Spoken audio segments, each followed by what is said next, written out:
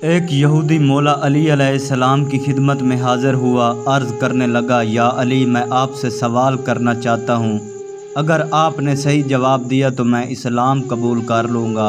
امام علی علیہ السلام نے فرمایا، اے یہودی، تو میرے جواب کے صحیح ہونے کی تصدیق کیسے کرے گا؟ تو یہودی نے ایک کتاب نکالی اور کہا، اس کتاب کو موسیٰ بن عمران نے لکھوایا تھا اور اس میں وہ سب لکھا ہے جو میں آپ سے دریافت کرنا چاہتا ہوں۔ امام علی علیہ السلام نے فرمایا، اے شخص جو چاہتا ہے سوال کر۔ یہودی کہنے لگا، یا علی، وہ کون سا پہلا پتھر ہے جو آسمان سے زمین پر آیا؟ یہ کہنا تھا۔ امام علی علیہ السلام نے فرمایا، یہودیوں کا گمان ہے پہلا پتھر بیت المقدس کا ہے، لیکن یہ غلط ہے۔ پہلا پتھر حجر اسود ہے جو حضرت آدم علیہ السلام کے ساتھ بہشت سے زمین پر نازل ہوا اور رکن کے مقام پر رکھا، جو آج تک بیت الحرم میں ہے۔ یہودی کہنے لگا، یا علی، وہ کون سا چشمہ ہے جو پہلے زمین پر جاری ہوا؟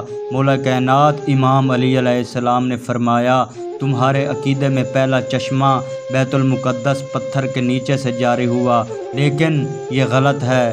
پہلا چشمہ حیات ہے، جس پر حضرت موسیٰ، حضرت خضر، حضرت یوشع بن نون اور حضرت ذوالقرنین گئے تھے اور جس پر مچھلی گر کر زندہ ہوئی۔ یہودی کہنے لگا، یا علی، وہ کون سا درخت ہے جو زمین پر سب سے پہلے پیدا ہوا؟ امام علی علیہ السلام نے فرمایا، تم لوگ کہتے ہو پہلا درخت زیتون کا ہے، لیکن یہ غلط ہے۔ پہلا درخت کھجور عجوہ کا درخت ہے جو حضرت آدم علیہ السلام کے ساتھ بہشت سے زمین پر آیا۔ یہودی کہنے لگا، یا علی، خاتم الانبیاء کے بعد کتنے امام ہوں گے؟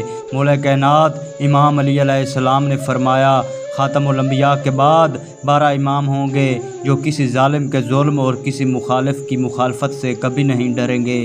یہودی کہنے لگا، یا علی، خاتم الانبیاء کس بہشت میں رہیں گے؟ امام علی علیہ السلام نے فرمایا، رسالت مآب بہشت عدن میں رہیں گے۔ یہ جنت کی وسط میں بہت ہی بلند جگہ ہوگی اور عرش کی بہت قریب ہوگی۔ یہودی کہنے لگا، یا علی، اس منزل میں آپ صلی اللہ علیہ وآلہ وسلم کے ساتھ کون کون ہوں گے؟ امام علی علیہ السلام نے فرمایا، رسالت مآب کے ساتھ یہی 12 امام ہوں گے، پہلا میں اور 12واں امام مہدی علیہ السلام۔ یہودی کہنے لگا، یا علی، بس آخری سوال، آپ رسول اللہ کے بعد کتنا عرصہ زندہ رہیں گے اور آپ کی موت کس طرح واقع ہوگی؟ مولا علی علیہ السلام نے فرمایا، میں نبی کے بعد 30 سال زندہ رہوں گا اور تلوار کے وار سے شہید کیا جاؤں گا۔ یہ سن کر یہودی چیخ کر رونے لگا اور اسلام قبول کرتے ہوئے کہا، اشہد ان لا الہ الا اللہ و اشہد ان محمد رسول اللہ و اشہد ان علی ولی اللہ۔